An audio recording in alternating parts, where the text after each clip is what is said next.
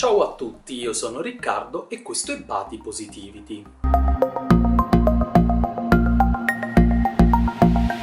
Trattare le persone grasse con rispetto e non ricordandogli costantemente che moriranno presto per varie malattie può solo migliorare la loro salute. Essere stressati, preoccupati e avere sentimenti di bassa autostima è qualcosa di negativo per la salute di qualsiasi persona, a prescindere dal peso. Ogni giorno alle persone grasse viene detto che moriranno presto, che si stanno uccidendo da sole perché avranno il diabete o problemi cardiovascolari. Eppure, secondo l'Organizzazione Mondiale della Sanità, l'alcol, che è il prodotto di una delle industrie trainanti d'Italia, il vino, la grappa, uccide 50.000 persone all'anno. Sono 136 persone ogni giorno. Parliamo di decessi che solo per meno del 30% hanno a che fare con gli incidenti, ma che per il 21% riguarda disturbi digestivi o malattie cardiovascolari. Ma nonostante questo abbiamo fiere del vino e pubblicità di alcol in TV in cui mostriamo scene conviviali. Non mostriamo queste persone con i problemi di salute quando parliamo di alcol, eppure ci sono. Perché quindi viene riservato questo comportamento nei confronti delle persone grasse? Perché è una questione culturale ed è questo che deve cambiare. Inoltre non si può ignorare che tutti i gruppi emarginati sono molto più propensi a disturbi di vario tipo, semplicemente perché l'oppressione, l'abuso e la discriminazione non migliorano la salute, così come lo stress costante, la preoccupazione, la paura e non avere accesso a delle cure adeguate. Ma poi bisogna essere in salute per meritare rispetto, per essere trattati come umani, per essere rappresentati positivamente dai media, per non essere insultati e ridicolizzati ogni giorno. Ogni volta che si menziona la grassofobia e tutti quegli atteggiamenti negativi nei confronti delle persone grasse, si parla sempre di salute. Ma è possibile parlare delle persone grasse senza parlare della loro salute? Semplicemente perché tante cose di cui parliamo nella vita non sono per forza salutari, ma non le trattiamo in questi termini. Ad esempio, molti sport estremi non sono salutari, anzi chi li pratica rischia ogni volta la vita.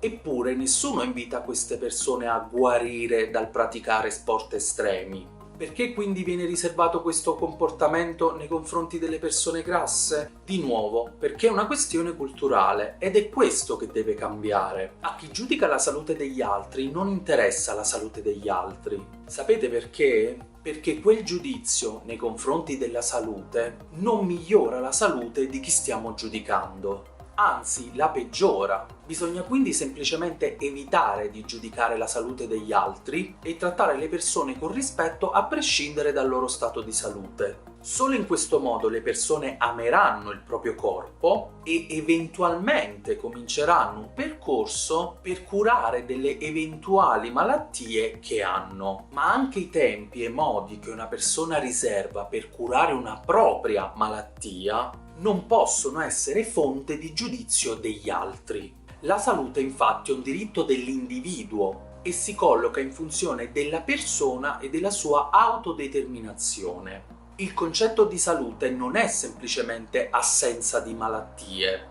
L'Organizzazione Mondiale della Sanità lo definisce come uno stato di benessere fisico, mentale e sociale e in quanto tale è fortemente dipendente dai tanti fattori che la caratterizzano. La capacità della persona di perseguirla, la progettualità nelle scelte di vita, la capacità o possibilità nella fruizione dei beni sanitari, le risorse ed esperienze personali. In questo modo ogni persona attribuisce alla vita un valore contestualizzato alla percezione di sé, alle proprie aspettative e desideri, al proprio stile di vita, ai propri convincimenti, alle relazioni affettive, al contesto ambientale in cui vive e alle proprie condizioni socio-economiche. Ed è sulla base di questi elementi che decide se e in che misura vada difesa la sua vita. Ciò significa che la libertà personale nei confronti della salute è inviolabile. La scelta libera, ragionata e consapevole di non godere di salute è espressione dei diritti di libertà e rispetto della dignità umana. per cui va rispettata anche se rappresenta un pericolo o un danno per quella persona. L'unica eccezione a questo diritto, infatti, è quando la propria salute diventa un pericolo o un danno per la comunità, ma questo riguarda i trattamenti sanitari di carattere obbligatorio, ossia le malattie mentali, le malattie infettive, le vaccinazioni e l'uso di cintura e casco, non delle malattie connesse al peso.